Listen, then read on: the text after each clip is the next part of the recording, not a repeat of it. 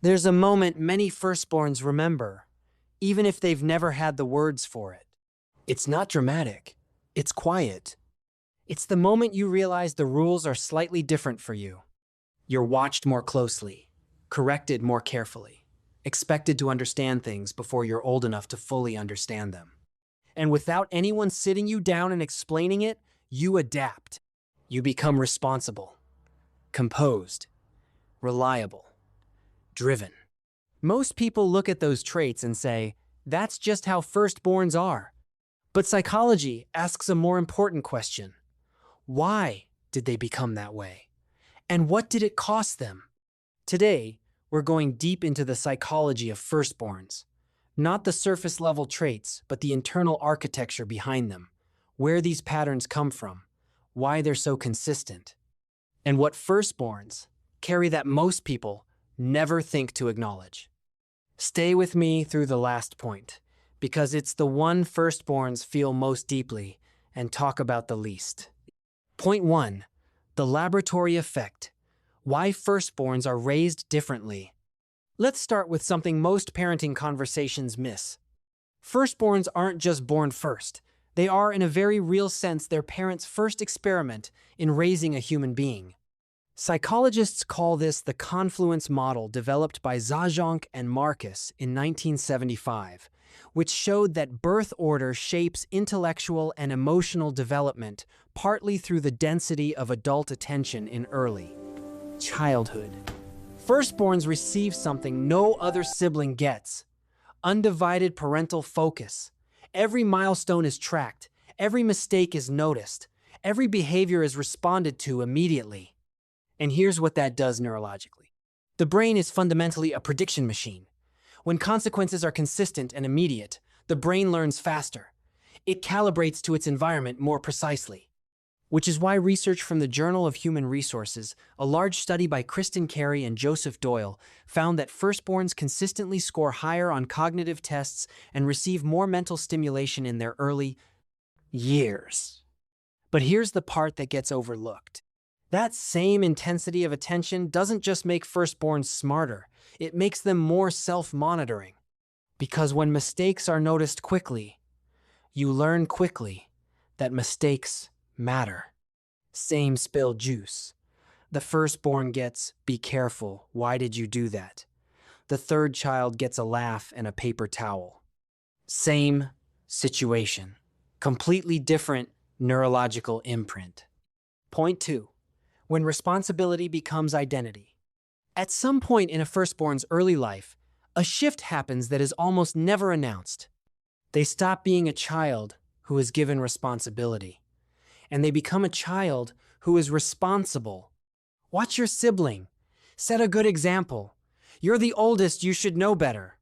Research by psychologist Walter Toman, whose work on family constellation theory remains one of the most cited in birth order psychology, found that firstborns internalize caregiving roles at a significantly earlier age than laterborns, and that this role becomes self-sustaining, meaning they don't need to be asked anymore. They just feel it.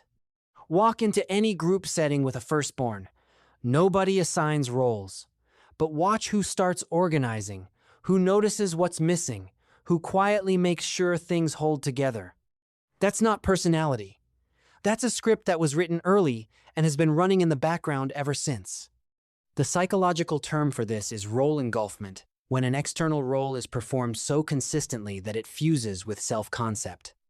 The firstborn doesn't just act responsible, they believe on a deep level that being responsible is what makes them them.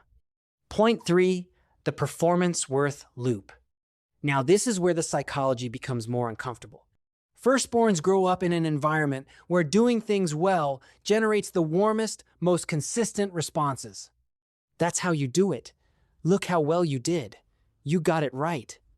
Alfred Adler, one of the founding figures of personality psychology, was among the first to observe that firstborns are disproportionately driven toward achievement and authority. But Adler's insight went deeper than that. He argued that firstborns experience what he called dethronement, the psychological shock of a sibling's arrival, which disrupts their status as the sole focus of parental attention. And in response to that loss, Many firstborns double down on performance, because performance is what reliably brings attention back. Modern research supports this.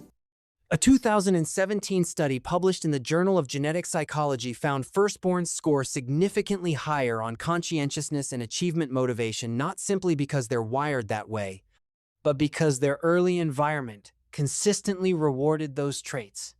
Here's the loop that forms. Perform well, receive value and attention, feel secure, rest briefly, feel unsettled, perform again. For many firstborns, being idle doesn't feel like rest. It feels like falling behind, like something is slightly, indefinably wrong. That's not ambition. That's an anxiety response that learned to wear ambition's clothes. Point 4. Control as a coping mechanism. Now let's talk about something firstborns don't always like to hear. Many of them struggle to let go of control. Not because they're arrogant, because they were trained, very early, to be the person who makes sure things go right. Research by psychologist Frank Sulloway, particularly his landmark 1996 work, Born to Rebel, found that firstborns tend to identify strongly with structure, authority, and established systems. They trust what they understand.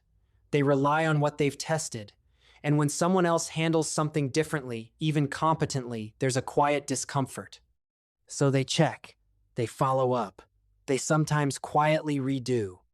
Not out of ego, out of a nervous system that learned if I don't watch this closely, something gets missed.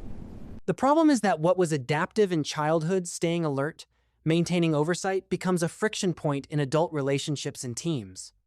Because control, when it becomes habitual, stops being about outcomes. It becomes about managing internal anxiety. Point 5.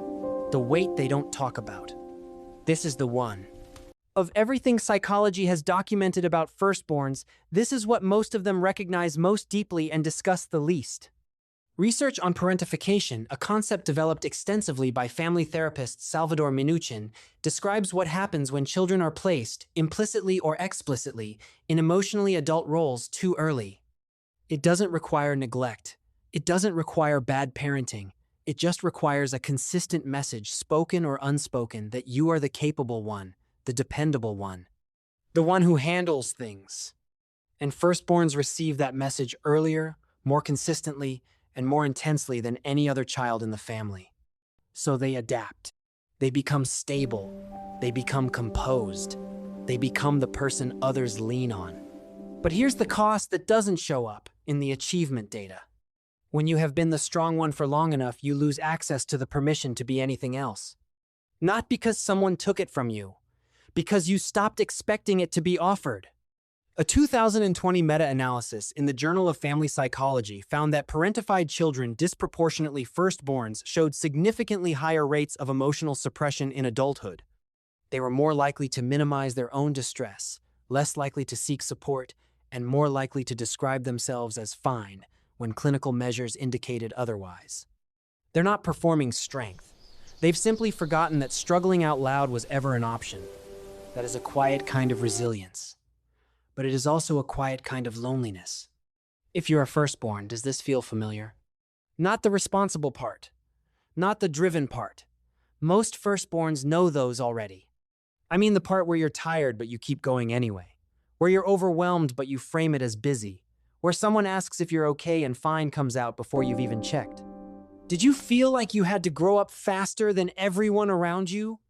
Comment yes, no, or somewhere in between. What we've covered today isn't a personality profile. It's a psychological pattern shaped by early attention, early responsibility, and a nervous system that learned to perform before it learned to rest. Firstborns didn't choose this. They adapted to it. And for most of them, the adaptation worked so well that they stopped noticing it. Follow for more on human behavior. The next video you should watch out for is the psychology of lastborns, because the contrast will tell you more about birth order than either video could do alone. Stick around and let's learn and grow together. This has been Psychology Amplified, human behavior made clear.